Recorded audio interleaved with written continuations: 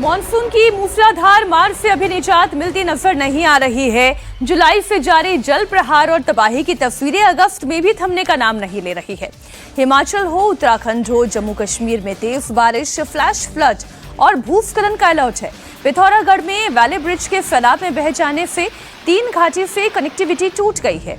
उत्तराखंड के सोलन इलाके में जबरदस्त लैंडस्लाइड की तस्वीर आई है। इसके चलते कालका शिमला रेल रूट बाधित है। ट्रैक पर पानी और मलबा आ चुका है। जम्मू कश्मीर की बात करें तो लगातार बारिश और बाढ़ के चलते रियासी और बगलिहार डैम का गेट खोलने की नौबत आ गई है। इधर नॉर्थ ईस्ट की बात करें तो बाढ़ बारिश के चलते बंगाल से लेकर उड़ीसा हालात विकट हैं।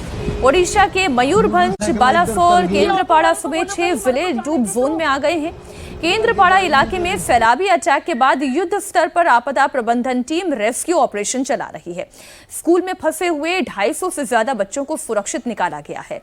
असम के गुवाहाटी में तेज बारिश के चलते सड़क पर दरिया बह रहा है।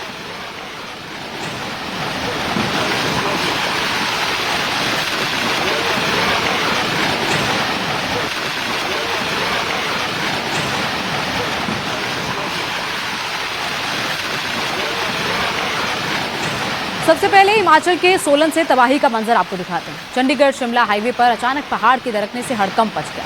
4 लेन सड़क पर चट्टानों का अटैक हो गया। हाईवे पर आवाजाही ठप हो गई। गनीमत रही कि लैंडस्लाइड के वक्त स्पॉट से काफी दूरी पर गाड़ियां खड़ी थी। लैंडस्लाइड के चलते काफी देर तक ट्रैफिक ठप रहा। तो इस सोलन की तस्वीरें आप देख रहे हैं, जहां पर जैसे ही लैंडस्लाइड हुआ वैसे ही किस तरीके से आवाजाही ठप हो गई। पूरा मलबा तरक कर आकर सड़क पर गिर गया। 4 लेन ये हाईवे है जो इस तरीके से ऑब्स्ट्रक्ट हुआ है और गाड़ियां हालांकि दूर खड़ी थी, जिसके चलते किसी को भी कोई नुकसान नहीं हुआ, लेकिन मलबा हटाने में वक्त लगा, जिसके चलते ट्रैफिक काफी देर तक ठप रहा। कैसे पहाड़ का एक बड़ा हिस्सा तरक कर सड़क पर आ गया, 4 लेन हाईवे पर आ गया। सोलन में फ्लैश फ्लड के अटैक से कई स्पॉट पर बहुत तबाही आई है। सोलन जिले के करीब 10 से ज्यादा लोकेशन पर हैवी लैंडस्लाइड का तांडव देखने को मिला। सड़क किनारे सैलाबी अटैक के चलते कार डूब गई, कई गाड़ियां इसकी चपेट में आ गई। सड़क पर जल भराव के चलते गाड़ियों की रफ्तार पर ब्रेक लग गया। लगातार बारिश के चलते कालका शिमला रेलवे ट्रैक पर कितना पानी है। फ्लैश फ्लड का अटैक होने की वजह से ये रेल रूट बंद कर दिया गया है। ट्रैक पर इस वक्त मलबा भरा हुआ है। एक ये तस्वीर भी आप देखें, ट्रैक की तस्वीर तो आप देख ही रहे हैं, पानी ही पानी है, मलबा ही मलबा दिखाई दे रहा है। और इससे पहले भी जो तस्वीर आपने देखी लैंडस्लाइड के बाद और मूसलाधार बारिश के बाद, सड़क पर इतना पानी है कि गाड़ियां डूबी हुई नजर आ रही हैं। ट्रैफिक आवाजाही पूरी तरीके से ठप दिखाई दे रही है। उत्तराखंड में भी मूसलाधार संकट के हालात विकट बने हुए हैं। भूस्खलन के चलते धारचूला में पुल टूट गया। ये वैली ब्रिज टूटने से धारचूला तहसील मुख्यालय से दारामा और चौदास घाटी का संपर्क पूरी तरह कट गया। पिथौरागढ़ जिले के धारचूला में भारी बारिश से तबाही का मंजर है। बॉर्डर रोड वाले इलाके में वैली ब्रिज टूटने से 3 घाटियों से कनेक्टिविटी ठप हो गई है। पुल के टूटने से चीन सीमा को जोड़ने वाला महत्वपूर्ण सड़क मार्ग भी बाधित हो गया है। इसके साथ ही आदि कैलाश और कैलाश मानसरोवर यात्रा मार्ग पर भी आवाजाही प्रभावित हुई है। सबसे बड़ी परेशानी ये है कि दारमा, चौदास और व्यास घाटी का संपर्क धारचूला और जिला मुख्यालय से पूरी तरह कट गया है। उत्तराखंड के पिथौरागढ़ में किस तरीके से वैली ब्रिज टूटा, उसकी वजह से कई जगहों का संपर्क आपस में टूट गया है। नदी का बहाव बेहद तेज है, जिसके कारण ये ब्रिज प्रभावित हुआ। अब पहाड़ों में लगातार बारिश के चलते उत्तराखंड की जो तस्वीर है वो एक और तस्वीर आपके सामने ऋषिकेश से आई है। गंगा नदी का जल स्तर खतरनाक लेवल को पार कर चुका है। गंगा नदी का जल स्तर उफान पर दिखाई दे रहा है। घाट के किनारे लोगों को लगातार सावधान रहने की सलाह दी जा रही है।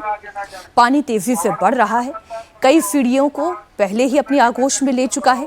निचले इलाकों में लोगों को जाने की मनाही कर दी गई है। गंगा नदी में उतरना तो जानलेवा साबित हो सकता है। इस वक्त गंगा नदी बहुत उफान पर है। उत्तराखंड के बाद अब बात मध्य प्रदेश की करते हैं, जहां के डिंडोरी में लगातार बारिश से ग्राउंड पर हालात बिगड़ गए हैं। जिला मुख्यालय से करीब 3 किलोमीटर दूर सड़क पर अचानक दरिया बहने लगा। पानी के प्रचंड प्रहार में पूरा इलाका डूब क्षेत्र बन गया है। सड़क को कनेक्ट करने वाली पुलिया पर पानी के तेज धार के बाद आवाजाही बंद हो गई और उफनती नदी को पार करने के चक्कर में कई लोगों की जान पर बन गई। सैलाब आफत के चलते पूरा इलाका प्रभावित है। 15 से ज्यादा गांव डूब गए हैं, कई जानवर बह गए और इसी दौरान बह रहे एक बेजुबान को एक शख्स ने जान पर खेलकर बचाया है। तो डिंडोरी में किस तरीके से ये पूरा इलाका इस वक्त दरिया में तब्दील हो चुका है और उसी पानी में से लोग पार करने को मजबूर हैं और जो जानवर बह रहा था उसको भी किस तरीके से एक शख्स ने बचाया अपनी जान पर खेलकर। अब पहाड़ों में बारिश के चलते मैदानी इलाकों में क्या स्थिति है वो तस्वीर भी आपके सामने। बनारस का ये नमो घाट आप देख रहे हैं जो पानी से लबालब भरा हुआ नजर आ रहा है। कई दफा मैं खुद इस घाट पर गई हूं, कई रिपोर्टिंग असाइनमेंट किए हैं। जब बारिश के दिनों की बात नहीं होती है तो जल स्तर बहुत नीचे होता है, लेकिन आज की स्थिति यह है कि ये घाट के ऊपर तक पानी अब छूने को आ रहा है। अब एक और तस्वीर वाराणसी की ही आप देखें, ये पूरा इलाका अब डूब जोन में तब्दील हो चुका है। ये जहाँ हाथ आप देख रहे हैं नमो घाट में, दरअसल यहाँ पर एक बहुत बड़ा प्लेटफॉर्म है, वो पूरा प्लेटफॉर्म इस वक्त पानी के अंदर डूब चुका है। हिदायत यही दी गई है कि एक तो नदी के किनारे जाने से बचें, नदी के किनारे आसपास से अगर झुग्गी झोपड़ी या बस्ती अगर है तो आप वहां से तुरंत, प्रशासन का आदेश यही है और प्रशासन से आप मदद मांगे। अगर मदद नहीं मिल रही है तो फौरन किसी सुरक्षित स्थान पर आप चले जाएं। अब बात अब प्रयागराज की करते हैं, जहां संगम किनारे का इलाका तेजी से डूब रहा है। गंगा और यमुना नदी का जलस्तर तेजी से बढ़ने के कारण किला घाट के पास बाढ़ का कहर है। प्रयागराज की तस्वीरें आप देख रहे हैं, जहां पर जैसे ही गंगा नदी उफान पर आई वैसे ही किस तरीके से पानी सड़कों पर भी आ गया और प्रयागराज में डेंजर अलर्ट इस वक्त अनाउंस किया गया है। प्रशासन लगातार लोगों से ये कह रहा है कि सुरक्षित जगहों पर जाएं और बाकायदा इस तरीके से ये बैरिकेडिंग टाइप की गई है ताकि लोग दूसरी तरफ ना जाए नदी के, ताकि जहां पर पानी का लेवल ज्यादा है वहां पर लोग नहाने के लिए ना जाए। बाकायदा नहाने के लिए एक अलग सी जगह बनाई गई है जिसमें लोग स्नान करें और यही वजह है कि इस वक्त प्रशासन पूरी तरह अलर्ट पर है। यूपी के गोंडा में भी सैलाबी अटैक से तबाही का मंजर है। घाघरा नदी का जलस्तर तेजी से बढ़ रहा है, जिसके चलते गोंडा से सटे हुए गांव के इलाके डूब जोन में तब्दील हो गए हैं। ये तस्वीर आप देखें, ये ग्रामीण इलाका दिखाई दे रहा है और ग्रामीण इलाका जहां पर मेजर एरिया, जहां खेत खलिहान होते हैं, वो सब कुछ पानी के अंदर डूब गए हैं।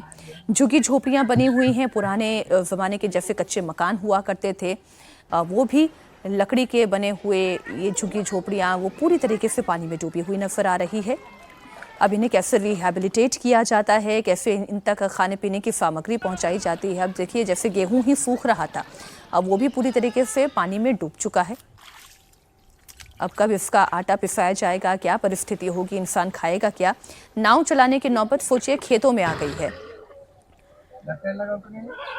और अब तस्वीरें उड़ीसा के मयूरभंज की दिखा रहे हैं। उड़ीसा में बाढ़ से हालात खराब बने हुए हैं। मयूरभंज और बालासोर में बाढ़ का पानी रिहायशी इलाकों में भर गया है। तो ये मयूरभंज की तस्वीरें आप देख रहे हैं, जहां पर रिहायशी इलाकों में बोट चल रही है, जहां पर नदी किस तरीके से उफान पर आ गई है और उसी बोट के जरिए लोगों को सुरक्षित जगहों पर ले जाया जा रहा है, लोगों का रेस्क्यू किया जा रहा है, बाकायदा लोगों तक रिलीफ की सामग्री भी पहुंचाई जा रही है, क्योंकि रिहायशी इलाकों में पानी भर गया है, लोगों के घरों में पानी भर गया है, खेत खलिहान पूरी तरह पानी में डूब गए और यही वजह है कि इस वक्त वहां पर हालात विकट बने हुए हैं। ओडिशा के ही केंद्रपाड़ा की अब एक तस्वीर आप देखें, जो लोग रेस्क्यू किए गए हैं उनकी ये तस्वीर है।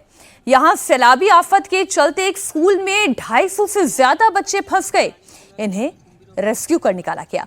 फायर फाइटर्स की टीम इलाके में बहुत एक्टिव है, कई ग्रामीण लोगों को भी सैलाब के बीच से बचाया गया है। उन्हीं की ये तस्वीरें इस वक्त आप देख रहे हैं। बंगाल में भी बाढ़ का कहर है। पश्चिमी मेदिनीपुर में बाढ़ का कहर देखने को मिला है। यहाँ नारायणगढ़ इलाके में बाढ़ का कहर जारी है और जैसी तस्वीर उड़ीसा में देखी गई थी वैसी ही तस्वीर लगभग बंगाल में भी देखने को मिल रही है। नारायणगढ़ में कैसे ग्रामीण इलाके में बाकायदा एक बोट चलाकर लोगों को सुरक्षित जगहों पर ले जाया जा रहा है। पूरी तरह खेत डूब गए हैं पानी में और बंगाल, उड़ीसा ये तमाम राज्य है जो पिछले कई दिनों से मानसून की मार झेल रहे हैं। अब असम की तस्वीर आपको दिखाते हैं, जहां पर पिछले तकरीबन 1.5 महीने से हालात बहुत खराब है। अब तो गुवाहाटी की तस्वीर आप देखें, बद से बदतर हो रही है। देर रात बारिश के चलते कई इलाकों में पानी भर गया। सड़क पर इतना पानी है कि किसी तरह ये गाड़ी इस पानी को पार करते हुए आगे बढ़ रही है। थोड़ा सा जल स्तर और बढ़ा तो गाड़ियों के इंजन तक पानी पहुंचने लगेगा। अब एक रिक्शा सवार बड़ी मुश्किल से चुनौती को पार करता हुआ आगे बढ़ रहा है। जो स्कूटीज हैं उसका इंजन में बड़ी आसानी से पानी चला जाता है। स्कूटी बंद होने का खतरा भी होता है, लेकिन क्या करें, इस बार इतनी मूसलाधार बारिश हो रही है कि सरकार चाहे कितने भी तैयारी करे वो सब कम ही दिखाई दे रहे हैं। और असम के बाद अब आपको जम्मू कश्मीर ले चलते हैं, जहां पर लगातार आसमानी आफत बरस रही है। डोडा जिले में भारी बारिश की वजह से बाढ़ जैसे हालात बने, जिससे जनजीवन अस्त व्यस्त हो गया है। लोगों को अलर्ट रहने को कहा गया है।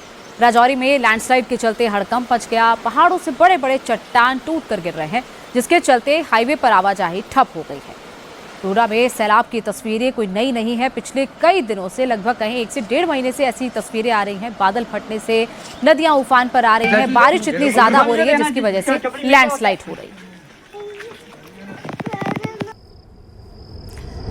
जम्मू कश्मीर में लगातार हो रही बारिश और बाढ़ के चलते रियासी का ये डैम आप देखें, इस डैम का पानी खोल दिया गया है। पानी भरने के चलते हालात मुश्किल हैं। निचले इलाकों में अलर्ट जारी है।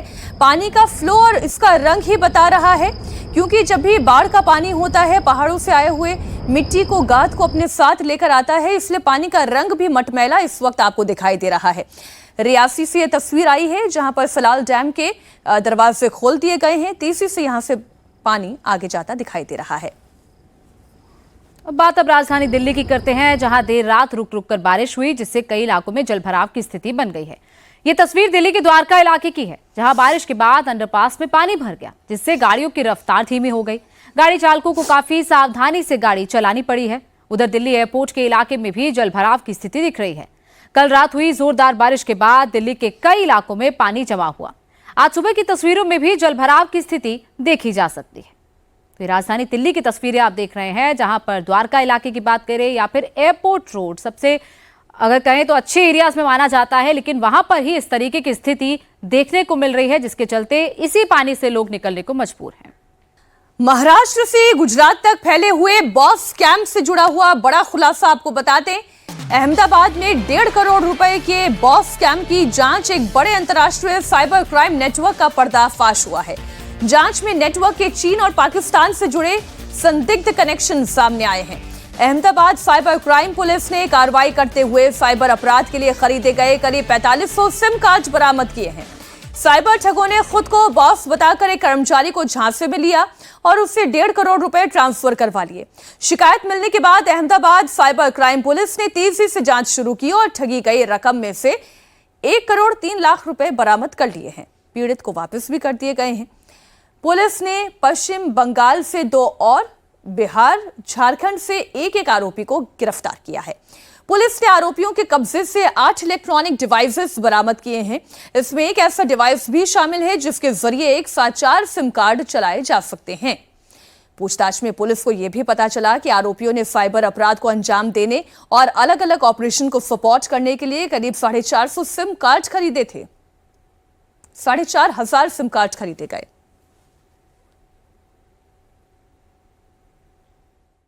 अहमदाबाद पुलिस कमिश्नर अनुपम गहलोत साहब हैं। पहले तो हम ये जानना चाहते हैं कि ये जो लोग अरेस्ट किए हैं इनका क्या रोल था इसमें? हम लोगों ने वेस्ट बंगाल से 2 एक्यूज को अरेस्ट किया है और बेसिकली यहाँ पे जून के महीने में अहमदाबाद साइबर क्राइम में एक FIR दर्ज की गई थी, जिसमें 1.5 करोड़ रुपया अपने बॉस के नाम पे निकाला गया था। पैसा लेके चीटर्स ने वहाँ से साइफनिंग किया था। इमीडिएटली साइबर क्राइम की टीम ने कार्रवाई की और लगभग 1 करोड़ 30 लाख रुपये हम लोगों ने रिकवर करके फरियादी को वापस भी दे दिया। अगर इसको सिंप्लीफाई करें तो किस तरह से ये टारगेट करते हैं अपने? इसमें जनरली हम लोगों ने देखा कि बहुत सारे अकाउंटेंट्स जो फाइनेंस का काम करते हैं कंपनीज में, ये अभी सारी कंपनीज के डिटेल वेब पे अवेलेबल है। उसके थ्रू ये लोग जाते हैं, फिर वो देखते हैं नंबर्स वगैरह कहाँ पे हैं, कौन सा नंबर से कांटेक्ट होता है, उसके नंबर अकाउंटेंट तक पहुँचते हैं। फिर अकाउंटेंट्स के जनरली अकाउंटेंट्स में क्या कि अपना व्हाट्सएप को सीधे जो वेब पे, सीधे अपना कंप्यूटर पे वेब पे करते हैं, जो है लिंक कर देते हैं। जो बॉस है उसका मोबाइल किस नाम से सेव किया हुआ है, जैसे प्रवीण सर इनको पता इस कंपनी के ऑनर्स डायरेक्टर्स कौन है, तो प्रवीण सर के नाम से कर लिया। फिर उनका डीपी में क्या लगा है वही डीपी एज इट इज़ करके वो अपने इन जो सिम कार्ड मैंने बताया जो फ्रॉड लोग इकट्ठा करके रखते हैं उस पर वो उसी से इनके ऊपर मैसेज डालेंगे। नंबर अलग रहेगा, मोबाइल नंबर, लेकिन ये लोग देखते भी नहीं कि भाई डीपी सेम है, नाम सेम है, तो इनको ऐसा लगता है कि हमारे बॉस का मैसेज है कि transfer this much amount to this number, या इनको दे दो, ये तुरंत उसको ट्रांसफ़र कर देंगे। तो इस तरह से ये पैसा की साइफनिंग करते जाते हैं और ये पैसा भी घूम के सीधे अदर कंट्रीज़ में निकल जाता है। वो फिर घूम घाम के कुछ पैसा अपने भी कंट्री में आ जाता है इलीगल एक्टिविटीज़ के लिए, कुछ अलग चला जाता है। तो इस तरह से बॉस स्कैम का जो अभी काफ़ी प्रचलन है। इस पूरे स्कैम को लेकर चौंकाने वाला खुलासा हुआ है। हैकर्स जिप फाइल भेजकर ये ठगी को अंजाम देते थे। कंपनी के बॉस को जिप फाइल भेज देते थे और उसे क्लिक करते ही व्हाट्सएप हैक हो जाता था। हैकर्स को व्हाट्सएप का रिमोट एक्सेस मिल जाता था और फिर यहीं से ठगी का खेल शुरू होता था। ये बॉस स्कैम जो है ये एक जिप फाइल के जरिए होता है। एक जिप फाइल आपके मोबाइल पे आती है और उस जिप फाइल को, जैसे इनके मोबाइल पे 5 अगस्त को एक जिप फाइल आई थी। जिग्नेश भाई आप बता सकते हैं कौन सी जिप फाइल थी? इनके मोबाइल पे इस तरह से 5 अगस्त को एक जिप फाइल आई थी। इनफैक्ट इनके सेल्स डिपार्टमेंट में वो जिप फाइल आई थी और वहाँ से अकाउंट डिपार्टमेंट में ट्रांसफ़र की गई कि इस तरह का कोई कंप्लायंस इशू है जिसको आपको सॉर्ट आउट करना है। जाहिर सी बात है कि जो अकाउंट डिपार्टमेंट की टीम है वो उस पर तुरंत एक्ट करेगी और इन्होंने वो जिप फाइल क्लिक की और उसके बाद मालवेयर जो है इनके मोबाइल में लोड हो गया। और सबसे इंटरेस्टिंग बात यह है कि इनके मोबाइल में जब हम देखते हैं 10 अगस्त को जो इनको मैसेज आया है उससे पहले 5 अगस्त को ये जिप फाइल लोड हुई है और उसके बाद कुछ दिनों तक इनके मोबाइल को बाकायदा पूरी तरह रिसर्च किया गया है स्कैमर्स द्वारा। और इंटरेस्टिंगली जिस नंबर से इनके बॉस का डीपी वगैरह एडजस्ट करके इनको मैसेज भेजे गए, उस नंबर से कुछ पुराने कन्वर्सेशन भी लोड किए हुए हैं ताकि इन्हें डाउट ना हो उसके बारे में। और इस वजह से बॉस की जो भी इंस्ट्रक्शन आ रही है उसे इन्होंने सही मान लिया और उसका ये शिकार हो गए। मुंबई में भी पुलिस ने 2 हैकर्स को अरेस्ट किया है। इनके पास से 161 सिम बरामद हुए हैं। पुलिस के मुताबिक ये कंपनी का बॉस बनकर वारदात को अंजाम देते थे। हैकर्स नई सिम लेते, फिर व्हाट्सएप पर बॉस की फोटो लगाते थे और फिर कर्मचारी को बॉस बनकर मैसेज करते थे, पैसे ट्रांसफर कराते। पुलिस ने और क्या खुलासे किए हैं, सुनिए। मुंबई पुलिस के साइबर विभाग के डीसीपी बजरंग बनसोड़े हैं। सर, ये जो 2 गिरफ्तारियां आपने की हैं, क्या मोडस ऑपरेंडाई था, ये बॉस स्कैम होता क्या है और कैसे इसको अंजाम दे रहे थे ये लोग? ये बॉस स्कैम एक्चुअली ये है कि व्हाट्सएप में आपके किसी परिचित का या आपके ऑफिस के सीनियर्स का या कंपनी के किसी सीनियर्स का फोटो डीपी लगा के वहाँ से मैसेज आ जाता है कि this is my new number, और उसके बाद आगे वाले इंस्ट्रक्शंस आ जाते हैं कि आई एम बिजी, बहुत जल्दी है, अर्जेंटली इस नंबर पे इतना इतना अमाउंट ट्रांसफ़र कर दीजिए, इसको ये भुगतान कर दीजिए। और वो जो उसका असिस्टेंट होता है उसको मान लेता है कि हाँ भाई ये मेरे बॉस का ही दूसरा नंबर हो सकता है, और उस झांसे में आके वो तुरंत हड़ी-बड़ी में मनी ट्रांसफ़र कर देता है और वो उसी में साइबर ठगी हो जाती है उसकी। जब इन्वेस्टिगेशन किया तो पता चला कि ये किसी थर्ड आदमी के नाम पे सिम बोगस ले लिया गया है, यानी कि म्यूल सिम खरीदा हुआ है। तो फिर वो सिम बनाने वाला और उसको इस्तेमाल करने वाला उनके तक हम पहुँचे, और फिर ऐसे बोगस सिम बेचने वाला जो आदमी था उसको हमने बिहार से अरेस्ट किया, और उस सिम को इस्तेमाल में लाने वाला आगे वाला जो आदमी था उसको हमने झारखंड से अरेस्ट किया। और 2 लोगों की जो गिरफ्तारी है उसमें वो शख्स भी है जिसने कॉल किया था, साथ ही उस शख्स को भी गिरफ्तार किया गया जिसने ये सिम कार्ड प्रोवाइड किया था। 161 सिम उसके पास से मिले। और सबसे बड़ी बात कि अगर आप सिम पोर्ट कराने जाते हैं और सिम लेने जाते हैं किसी दुकान पर, अगर दुकानदार किसी बहाने आपको कह दे रहा है कि ये पोर्ट नहीं हो पा रहा है या सिम आपको नहीं मिल पा रहा है, तो आप उसकी भी जांच कर लें, क्योंकि इस मामले में यही हुआ। एक आर्मी पर्सनल जो थे वो एक सिम कार्ड के दुकान पर गए, वहाँ पे सिम कार्ड लेने की कोशिश की, पोर्ट कराने की कोशिश की। दुकानदार ने सारे KYC के डिटेल्स उनके ले लिए और बाद में कह दिया कि पोर्ट नहीं होगा, और उनके नाम पर एक सिम कार्ड जनरेट किया और उसी सिम कार्ड से ये बॉस स्कैम को अंजाम दिया जा रहा था। खतरा सिर्फ स्कैमर्स नहीं बल्कि मिलावटखोर भी बड़ी आफत है। त्योहारों से पहले मिलावटखोर पूरी तरह से एक्टिव है। चंद पैसे के मुनाफे के लिए ये कारोबारी आम लोगों की सेहत से खिलवाड़ कर रहे हैं। राजस्थान की राजधानी जयपुर में खाद्य सुरक्षा विभाग ने शहर के 102 फूड सेंटर पर छापा मारा। इस दौरान कई दुकानों में गड़बड़ियां पाई गई, जिसके बाद दुकान मालिकों को नोटिस दिया गया। लखनऊ में भी अवैध डेयरियों के खिलाफ नगर निगम का एक्शन देखने को मिला है। तो वहीं हिमाचल प्रदेश में मिड डे मील में मिलावट का मामला सामने आया। मनाली में मिड डे मील में खीर खाने से 40 बच्चे बीमार हुए हैं। वहीं गुजरात के भावनगर में नकली शराब पीने से 5 लोगों की मौत हो गई। आइए बात आपको बताती हूं राजस्थान की, जहां जयपुर में मिलावटखोरों के खिलाफ कार्रवाई जारी है। पूरे राज्य में एफडीए ने शुद्ध आहार मिलावट पर वॉर कैंपेन शुरू किया है। इस अभियान के तहत एफडीए ने जयपुर में 102 फूड सेंटर पर रेड की। रेड के दौरान 142 खाद्य सैंपल लेकर जांच के लिए लैब भेजे गए। शुरुआती जांच में खाने पीने की चीजें बासी और मिलावटी मिली। इसके बाद 893 किलो से ज्यादा की खाद्य सामग्री को मौके पर ही नष्ट किया गया। साथ ही मानक तोड़ने पर खाद्य विभाग ने 9 कारोबारियों पर नोटिस जारी किया। बिना लाइसेंस के चल रही मिठाई कारखाने पर भी रेड की गई। 300 किलो नकली सोन पापड़ी पर भी कार्रवाई हुई और उसे नष्ट किया गया। कई मशीनें हैं जिन्हें सील किया गया। तस्वीर हिमाचल प्रदेश की भी आपको दिखा दें। मनाली में मिड डे मील में बड़ी लापरवाही का मामला सामने आया है। राजकीय प्राथमिक पाठशाला बाड़ी में मिड डे मील खाने से 40 बच्चे बीमार हो गए। स्कूल में लंच के दौरान बच्चों को खीर परोसी गई थी, जिसे खाने के बाद कुछ ही समय में बच्चों की तबीयत बिगड़ने लगी। स्कूल में मौजूद 43 बच्चों में से करीब 38 से 40 बच्चे फूड पॉइजनिंग का शिकार हो गए। बताया जा रहा है कि बच्चों के घर पहुंचने के साथ साथ उन्हें उल्टी होने लगी, दस्त होने लगी, पेट दर्द, बुखार जैसी शिकायतें आई। कुछ बच्चे तो स्कूल के बाहर बेहोश होकर गिर गए। घटना के बाद बीमार बच्चों को फौरन सामुदायिक स्वास्थ्य केंद्र में भर्ती कराया गया। गंभीर हालत को देखते हुए 5 से 7 बच्चों को कुल्लू क्षेत्रीय अस्पताल रेफर किया गया। बाकी बच्चों का इलाज डॉक्टर्स की निगरानी में हो रहा है। तो उसको भी शिकायत हुई कि जैसे स्कूल से निकले घर में पहुंचा नहीं, रास्ते में ही लुढ़क गया और उसको उल्टी आना स्टार्ट हो गई और 10 मिनट साथ में चल पड़े।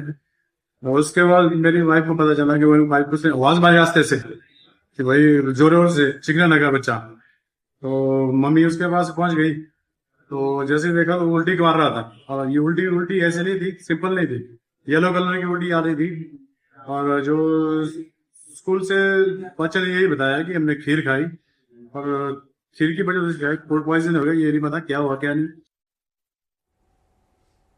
बच्चों के बीमार होने की सूचना पर पूर्व मंत्री गोविंद सिंह ठाकुर बच्चों का हाल जानने अस्पताल पहुंचे। पूर्व मंत्री ने इस मामले में मजिस्ट्रेट से जांच कराने की मांग की ताकि दोषियों पर कड़ी कार्रवाई की जाए।